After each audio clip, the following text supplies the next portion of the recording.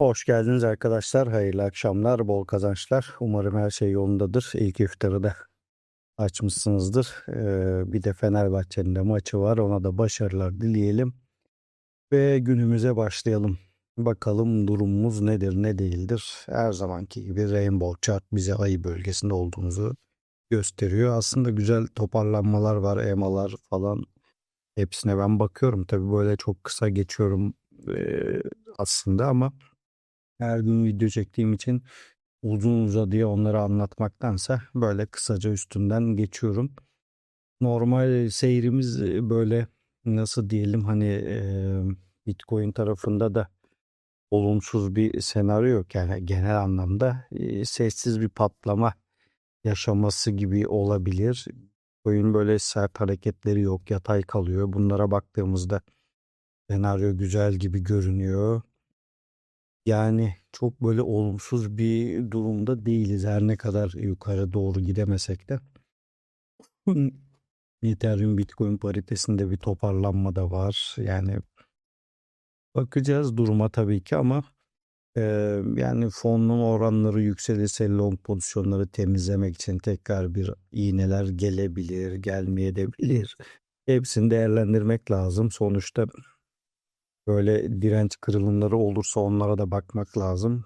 Ama yani genel olarak böyle biraz kıpırdanma da var. Hareketler ve şeyler iyi gidiyor. Yani yapı olarak da iyi gidiyor. Birçok paritede yani baktığımızda RSI böyle 50 seviyesinin hemen üzerinde. Yani böyle şey var ama bir türlü hani şey yapmıyor. Bu bir şey hep geri dönüyor bir şekilde. On dikkat ederek her gün bakarak devam edeceğiz. Süreç böyle gidiyor maalesef bu dönemde. Eee, Ama yine de yani şunu unutmamak lazım. Net bir ayı bölgesi yani. Öyle bakmakta fayda var. FOMO tarafına baktığımızda burası yine uzun vade konuşacağımız bir şey. Burada işler kırmızıya gittiği zaman uyarırız zaten. Dikkate alan alır, almayan tekrar beklemeye geçer. Bugün ne olmuş baktığımızda yine longçuların biraz lik olduğunu görüyoruz ama yani bakın para hareketleri yani lik olunan paralar az. Şu hareketi görmeyeli uzun zaman olmuştu. Bakın burada hareketten kastım. Genelde hep böyle çekerken burayı da dikkat ediyoruz. Ne burada görüyoruz? Biraz daha hareketlenmiş yani en azından bir oynaklık var. Biz buna yani ihtiyaç duyduğumuz şey bu aslında. Bakalım yani hareket olması güzel olur bizim için de, işlemlerimiz için de, işlem yakalamak için de. Burada hep konuşuyoruz. Şu 2 Aralık'ta kaldık yani bu şu bölgeler alım, bu bölgelerde de satım. Yani buraları eritip bir üst kademeye geçecektir diye tahmin ediyorum. Ama bakacağız. Benim duruma bakalım hadi. Yine uyarayım yani ben burada işlem yaptığım için mecburen burayı açarak gösteriyorum. Aslında hani şeffaf olsun diye gösteriyorum. Zaten zarar göreceğiz şimdi de yine. Farkındaysanız login olmuyorum zaten. Hani sanki böyle hile orada olmasın. Siz de açtığınızda aynı senaryoyu görürsünüz buradaki. Yine çok aman aman bir oynaklık yok. Piyasa yani trade şansı vermeden devam ediyor. Açıkçası bu hafta bu işlemden çıkmayı bekliyorum. Hafta bitmedi. İkinci işlem için baktığımda da asıl zararım burada. Zarar derken şey anlamda bir zararım var. İşlemin kendisi zararda. Yoksa işte açtığım işlem, kapanan işlem burada zaten son bir yıla göre. Burada normalde yani 60'a düşse ben mutlu olacağım yani. Zararım büyüse mutlu olacağım. Çünkü orada bir emrim var onu karşılayıp devam etmek isterim yani. Ama oraya da gelmiyor. Yani çok dar bir aralıkta sıkıştı. Çoğu parite böyle zaten. Beklemekten başka da benim açımdan bir opsiyon yok. Ben hep söylüyorum yani benim işlemimi takip edecekseniz başka bir şey beklemeyin. Çünkü ben beklerim yani o kademeleri onun dışında işte biraz düştü ben ekleyeyim falan gibi durumum yok benim. Yani o matematiği devam ettiririm. O yüzden e, şey yapmayayım sizi de Böyle üzmeyeyim derim en azından. Hani bilerek en azından kopyalayın. Burada şöyle bir durum yaptım aslında bazı şeyleri. Ee, Şöyle anlatayım kısaca. Yüzüncü pariteyi almayalım artık. Ee, Şöyle ki Ethereum Bitcoin tarafına bakalım dedim biraz da. Orada da durumlara bakalım. Hani ondan sonra Adır'a bakıyoruz zaten. 3. Burada ekstra bir şey yapacağım. Haftalık 3 parite belirleyip onlarla ilgili hani bu hafta yükseliş veya işte hareket beklediğimiz parite haftanın yıldızı gibi bir şey yaparız. Öyle ekleriz. Yüzüncü pariteyi al biraz ondansa belki böyle biraz daha canlı olur diye düşünüyorum. En azından o hafta onun devamını takip ederiz. Hem kendimizi de test etmiş oluruz doğruluğunu. Öyle bakarız yani bence mantıklı olur. Burada da de aldım diye hatırladım ama şimdi takip ederken bakarız. Ha, USDT dominansı aldık evet. Bunu da aldık. Yani dolara DEX'ini de aldık. Hepsine bakarız şimdi. Ee, Bunları tamam bu şekilde devam etsin burası mantıklı. Baktığımızda burada işler yani şu bölgeyi aşmamız gerekiyor. Aşmayacaksak ben 1.6'yı her türlü değerlendiririm. Saatten sonra aşağı kadememiz orası olur. Bu da bir yani bir 2.29 altı yani 500 milyon civarı bir yani para çıkışı olur yani. Peki yani şu 2'nin tutmasını bekleriz yine ama Eee, buranın testi sanki destek olmaz gibi. Yine de beklentim hala 2.60 bölgesine yükseliş şeklinde. Belki de ben iyimserim bilemiyorum ama o şekilde bakıyorum. Burada kırmızı içinde kalmamız normal. Turuncuya geçeceğiz yakında. Eee Ayı bölgesinin şeyini yaşıyoruz. Hacimsizliğini diyelim. Burada gördüğünüz bu altcoin sezon indeksi zaten tamamen çöp yani. O kadar saçma çalışıyor ki mantıksız olarak gidiyor. 90 günlük süredeki top 100'e baktığımızda aslında hani şu kitlede baktık. Ee, Burada 90 gün boyunca ne pariteler nerelerdeydi? Şimdi neredeler? Eksilere de bakalım. Eksilerde Yota'da vardır ya. Çöktüğü için Bitcoin yani değer kaybına bakıyoruz. Haber bayağı aslında değer kayıpları tabii inanılmaz fazla olduğu için evet Yota %40 değer kaybetti. Vay vay. Ya gerçekten çok güzel ayı bölge. Yani bu şu demek değil yani. Burada alırsın da uçacak kaçacak değil ama ayı bölgesi yani. Bir yandan da maçı açayım. Onda başlayacaktı. Hmm. Şimdi tabii Fenerbahçe'nin de Galatasaray gibi bir ikinci yarı dönüş bekliyoruz inşallah. Diyelim gelelim ilk 20'mize. Ya Bitcoin dominansa da bir bakalım ne alemden. Biraz yükselmiş gibi. Bir dönüş sinyali vardı orada zaten. Hani 57'lere kadar sarkar mı acaba dedik ama Bitcoin 58, Ethereum 10, Adır tarafı 32 olarak karşımıza çıkıyor. Yani Adır'ın bu kadar şey olup da para yani nerede bu para diye sorgulamıyor değiliz. Açıkçası enteresan geliyor biraz da ama o demin baktık bazı paritelere para giriş çıkışı fazla oluyor. Onunla alakalıdır herhalde. Bitcoin, Ethereum, Ripple, BNB olarak devam ediyor süreç. İlk 4 ve 20 devam ediyor orada. Şimdi gelelim böyle günlükten bir bakalım. Tüpraş için yükseliş mantıklı diye konuşmuştuk. Yani bu dönemde en azından şu bölge 2.47'lere kadar, 247'lere kadar onu yaşayacağız gibi duruyor. ERL için düşüşün bitmesini beklemek mantıklı. Burada işlem alınmaz. Türk Hava Yolları oldu. Gol oldu. Ha, gol olmamış. Pardon, yani bir yandan da şeyi de takip ediyorum. Türk Hava Yolları'ndaki düşüşün devamını beklemek mantıklı. Yani şu süreç şimdi yarın bir kesim olacak. Ondan sonra artık yukarıya arayacağız ama şu bölgelerde uyarmıştık. O yüzden inşallah dinleyenler olmuştur. İş Bankası için de aynı şekilde uyarımızı yapmıştık bu bölgelerde.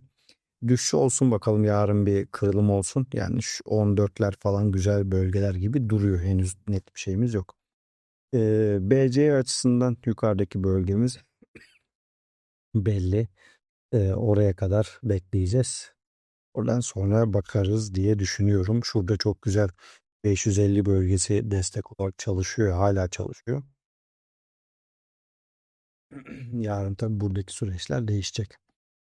Link açısından ben yukarı yönlü işlemin doğruluğuna hala inanıyorum. Buradaki süreç benim için yukarıda bitmesi gereken bir senaryoda devam ediyor. Yani şu 10 Ekim bölgesinin aşağısı olmadığı sürece devam.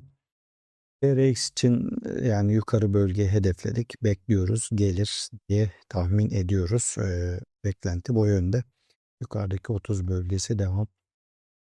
Sol için yani şu mor bölgenin çalışacağını tahmin ediyorum hala. İyimserim. Mor bölgeyi kaybedersek işler biraz değişir. 67'lere kadar yolu var ama ben çalışacağını düşünüyorum açıkçası. Runran tarafında yine yukarı yönlü şu 10 Ekim'e doğru süreç devam ediyor.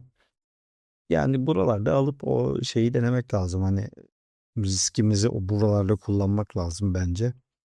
Güzel bölgeler yani, risk kullanılabilir bir bölge. Benim açımdan yani ben işlem alacak olsam buralarda almayı tercih ederim. Yani bu yapının oluştuğu herhangi bir paritede ben işlem alırım açıkçası. Fed tarafında işler biraz geriye düşmüş olması. Bir gün öncenin de altına düştüyse, 4 günde altına düştüyse burada bir beklemek lazım. Bize yani şuradan dönüş olabilir. Bunda sıkıntı yok. Zaten benim genel itibariyle yukarı yönlü işlem düşüncem devam ediyor. Onda bir sıkıntı yok. Hani aşağılara sarkıp 15'e gelip alayım diyorsanız tabii ki daha güzel ama hani yani yine de ben diyorum, ben buralarda o fırsattır yani. Güzel, kötü değil. Ada için pardon.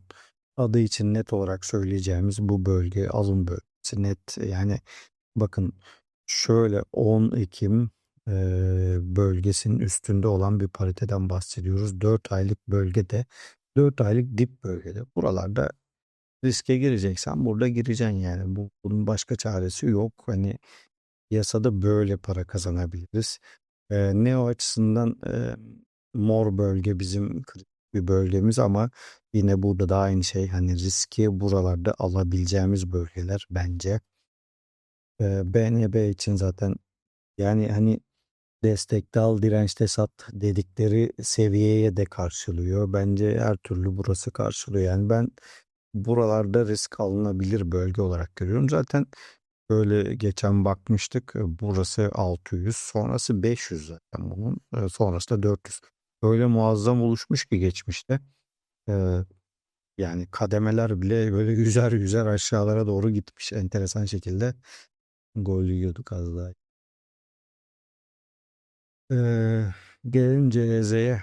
CZ evet çok sağlam bir çıkış yaptı ve sağlam da düşüşünü yaptı. Şuradaki mum kritik. Yani genel olarak ben şu tarz iğnelerde bırakmaz piyasa. Yani buralarda çünkü alıcı var. Burada aldı, yukarı gitti, tekrar geldi. Şimdi buradaki iğneyi de alacaktır muhtemelen. Bu da tam iğne, tesadüf değil tabii ki. 34 dediğimiz 2 hafta önce burası muhtemelen. 2 hafta önceki bölge oradan alabilir. Yani bir hafta önceki bölge de var şurada. Orayı almış zaten. Yani bence CZ için çok acele etmemek lazım. Dokta çok kritik de yani gol yedik. Yemişiz daha doğrusu. Ee, Dokta gördüğünüz üzere burası 4 ay önceki bölge. Bu arada ben Galatasaraylıyım. şey ama işte sonuçta offside'ı da arkadaki bozmuş. Çok saçma bir gol tabii ki. Arkadaki bozuyor gibi ama bakalım.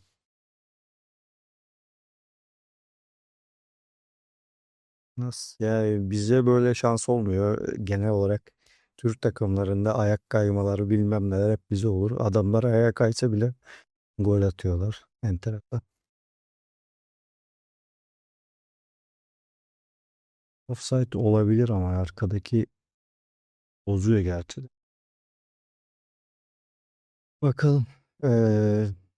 Dok. Koç. Çok böyle milim milim offside gibi duruyor ama bakacağız. Yani şu 10 Ekim bölgesi yine hani çalışması beklenebilir bir bölge. Bakın şu 4 ay önceki bölge ve 10 Ekim işte burası. Aynı zamanda da burada bir e, balık bölge de galiba var diye düşünüyorum. Alayım. Hatta daha da güzeli şöyleymiş. Bir hafta önceki, bir ay önceki ve 3 hafta önceki bölge de burası. Yani buralarda ben yine de hani o riskin alınması golü verdi. Alınması gerektiğini düşünüyorum. Şey değil çünkü yani baktığımızda bir yerden isteme dahil olacaksak 4 ay önceki, 3 ay önceki, 2 hafta önceki bölgeleri değerlendirmemiz lazım mantıken. Yani ben o gözle bakıyorum bilmiyorum. Yanılıyor muyum? Bunun haftalığına bir bakalım. Aylığı zaten yapmıştı. Eh, Şuraya kadar da yolu var aslında. Yani 62'lere kadar da şaşırtmaz aslında. Haftalık bir bakalım şu. Haftalıkta da güzel bir bölge. Tercih sizin olmakla beraber ben olsam dahil olurum. DZ'ye baktık herhalde biz. Pardon. Evet. Petrol tarafında yani mantıken bir arkadaşımız da yazmış sağ olsun ama böyle yani normal şartta evet burada bir düşüşü devam etmesini beklemek lazım. Bu tarz durumlarda ben şeyden yani benim için işlem şöyle iptal oluyor. İşte mesela şurası bizim e, bölgemiz tabii ki. Burayı açtıysa artık yukarıda yeni bir bölge otomatikman sonuçta buradaki senaryo iptal oldu ve yukarıda bir bölge arayacağız. O yüzden yani yukarısı da biraz buralara kadar gider.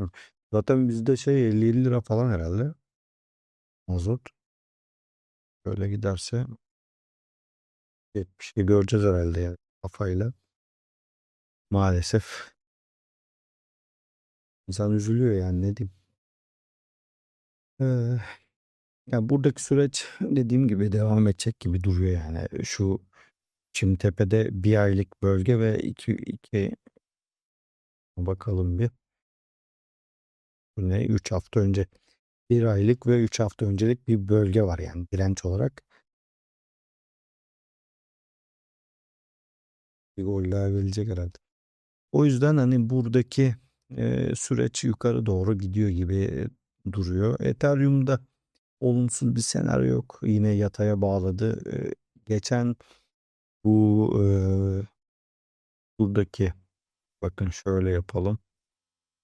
Aynısı zaten aşağı yukarı yine buralarda da aynı şeyleri konuşuyorduk. Gitmiyor, gitmiyor. Kanıttı böyle kanıttı sonra çat çat çat yukarı. Ya bu şey demek değil. Hani orada öyle oldu da burada böyle olacak diye bir mevzu değil.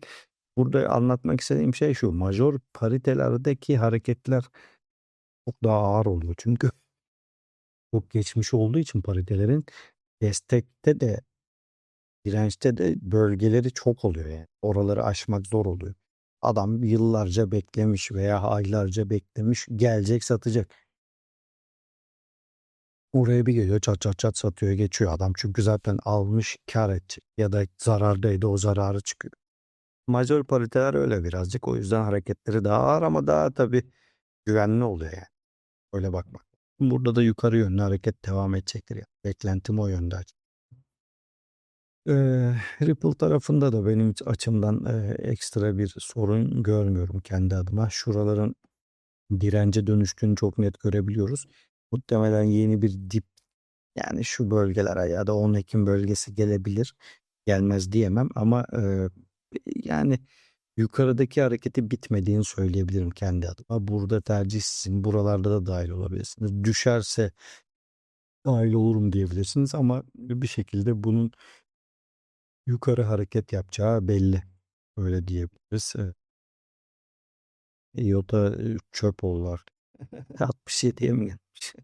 60'a düş de bari bizi kurtar. Eee SC için de kritik bir bölge. Bu 10 Ekim bölgesi bence artık SC açısından da yani işlerin zart dediği yerdeyiz. Ben bunu da alım yapmak isterim aslında bir. Burada alım düşüneyim ben. Yani şöyle yapacağım. Eee kendi adıma bunu %30'lu satmak için düşünüyorum. Şu yüzde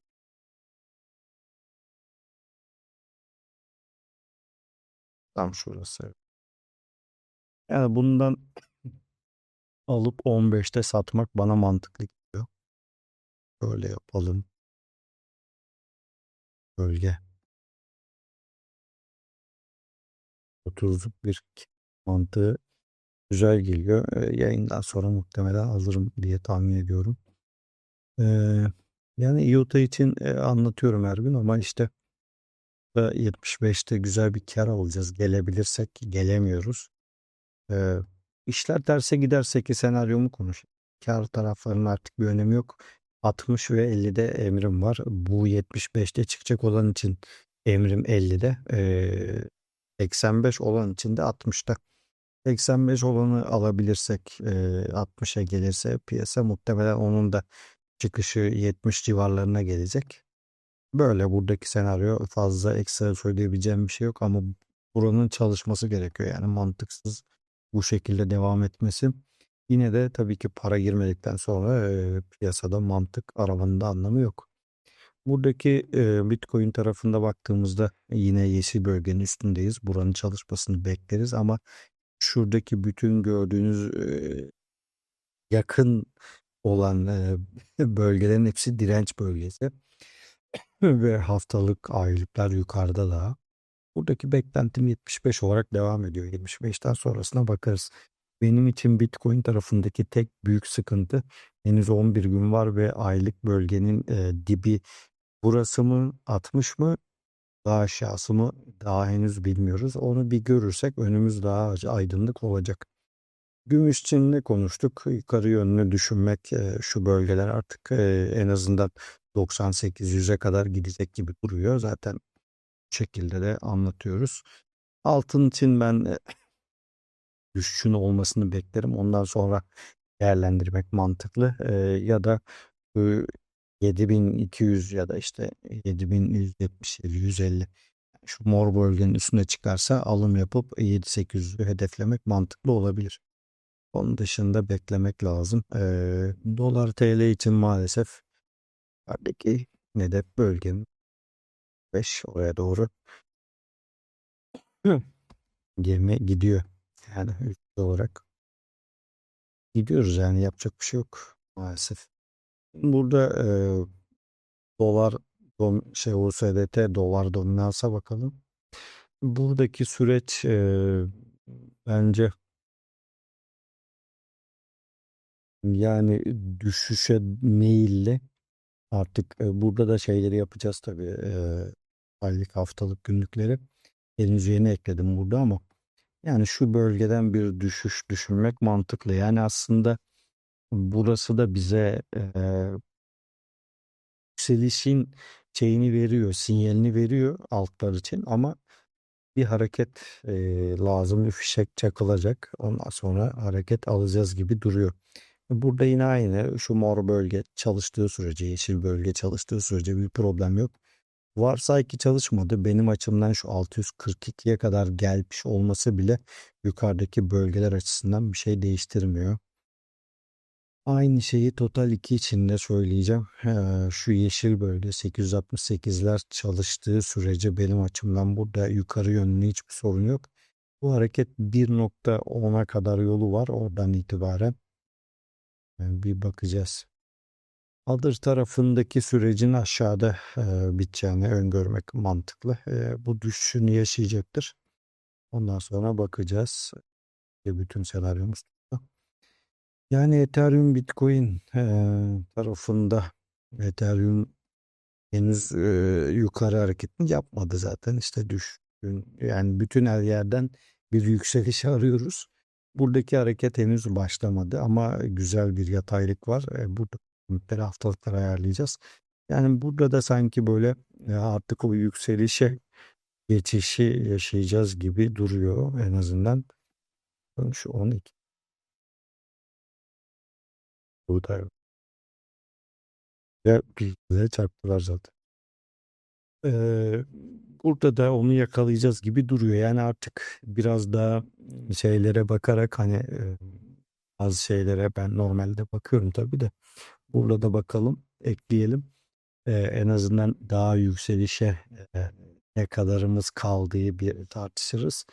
Bir de dediğim gibi haftalık 3 parite bulacağım bundan sonrasında. Bu bulacağım kısmı şey değil. Belki devam baktığımız pariteler olacak. Belki de ilk defa duyacağımız pariteler olacak. Onları da haftalık koyup bir hem kendimizi test ederiz hem de onları da durumuna bakmış oluruz. Böyle yapalım. YouTube tarafında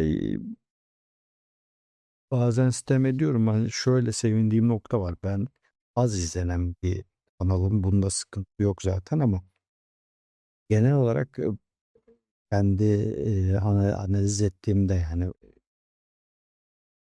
platformdan baktığımda stüdyoda evet gerçekten benim videom baştan sona neredeyse izleniyor. Atıyorum 25 kişi izliyorsa 25 kişi evet izliyor. Bu benim için zaten çok önemli bir şey. Sonuçta gelip kaçıp gitmiyor. Benim için yeterli bir şey. Ben çok böyle YouTube'da bir şeyler başarayım derdinde olan biri değilim. Sadece bazen işte bu YouTube gerçekten önermiyor. Şeye baktığımda o stüdyoda işte gösterim diyorsa 5 ya 5 tane beni göstermişsin. Zaten 5 kişi beni görecek de izleyecek de falan ona kızıyorum bazen ama sonuçta ben burayı dijital bir kendime arşiv gibi tutmayı düşündüğüm için çok dert etmemem gerekiyor. Bazen istemetsem de abarttığımı da düşünüyorum ama e, yine de dediğim gibi bazen şeyi anlayamıyorum böyle e, insanların çok abonesi var evet falan ama işte X paritelerden bahsediyor. Uçacak, kaçacak, boğa geliyor bilmem ne. O tarz şeylere de kızmıyor değilim. O yüzden sırf onlara inat devam yani. Ne kadar kime ne faydamız olursa bize de dönüş olacaktır nihayetinde.